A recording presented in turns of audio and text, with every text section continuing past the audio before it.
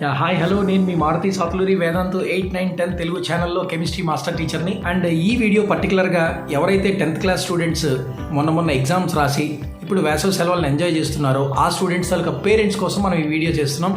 So parents అందరికీ Vedant channel నుంచి 8, 9, 10 Telugu channel నుంచి మేము ఇస్తున్న సిన్సియర్ రిక్వెస్ట్ ఏంటి అంటే, దట్ ఈస్ పిల్లల్ని ఈ సమ్మర్ వెకేషన్లో ఎట్టి పరిస్థితుల్లో ప్రెషరైజ్ చేయొద్దు. ఎవరిని కూడా ఎట్టి పరిస్థితుల్లో ఇది చదువు అది చదువు, ఇంటర్మీడియట్లో ఈ గ్రూప్ది ఆ గ్రూప్ది, లేకపోతే ఇంకోటి చదువు, ఇంకొక కెరీర్కి వెళ్ళు, అది బాగుంటుంది ఇది బాగుంటుందని ఈ సమ్మర్ వెకేషన్లో ఎట్టి పరిస్థితుల్లో my sincere request is don't pressurise them. ఎవరు కూడా ప్రెషరైజ్ చేయకండి.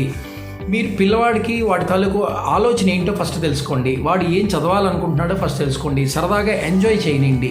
But apart from the enjoyment compulsory ఆ స్టూడెంట్కి ఖచ్చితంగా ఒక half an hour to maximum 2 hours, minimum half an hour to maximum 2 hours objective ఓరియంటేషన్లో ఏ రకంగా చదివితే బాగుంటుంది అనే ఒక చిన్న కాన్సెప్ట్ని వాళ్ళకి అందివ్వండి. అంటే ఇంతవరకు 10th క్లాస్ లెవెల్లో మీ పిల్లలందరూ కూడా ఎలా చదువుకుంటుంటారు, మ్యాక్సిమం థియరిటికల్ నాలెడ్జ్ని పెంచుకుని ఉంటారు.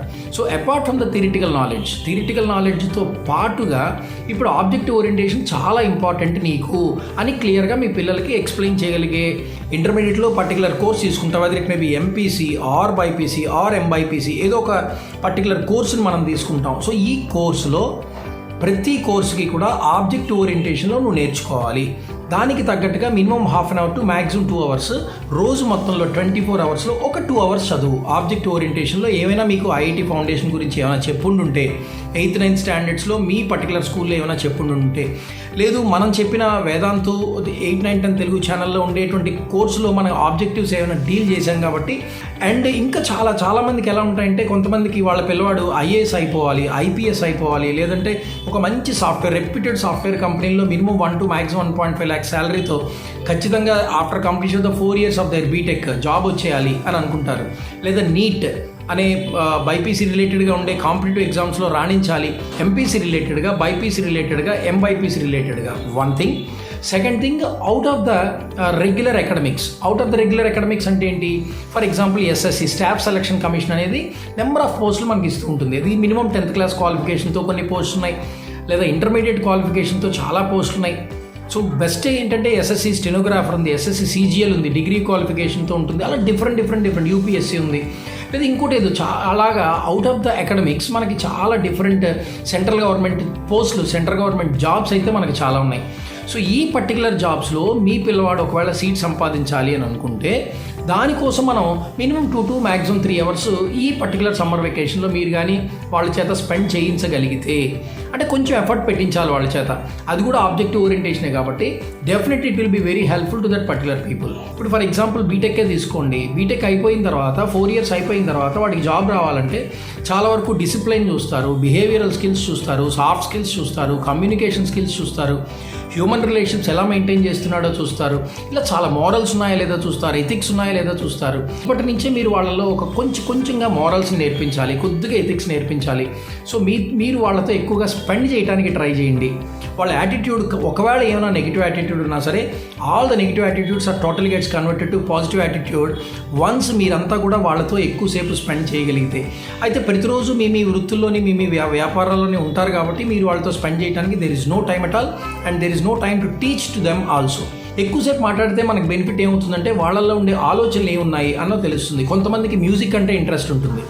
సో వాళ్ళు కీబోర్డ్ ఎక్కువ ప్లే చేస్తున్నారు, లేదా సాంగ్స్ ఎక్కువగా పాడుతున్నారు అని అంటే, మనం compulsory as a parent you have to recognise them. వాళ్ళని రికగ్నైజ్ చేసి దానిలో ఈ పర్టికులర్ సమ్మర్ వెకేషన్ ఏదైతే ఉందో, ఈ సమ్మర్ వెకేషన్లో టైం వేస్ట్ చేయించకుండా, ప్రెషరైజ్ పెట్టకుండా వాళ్ళకి చక్కగా మ్యూజిక్ నేర్పించండి. లేదా వాళ్ళకి ఏది ఒక స్పోర్ట్స్లో ఇంట్రెస్ట్ ఉంటే స్పోర్ట్స్లో వాళ్ళకి ఇంట్రెస్ట్ కల్పిస్తారు.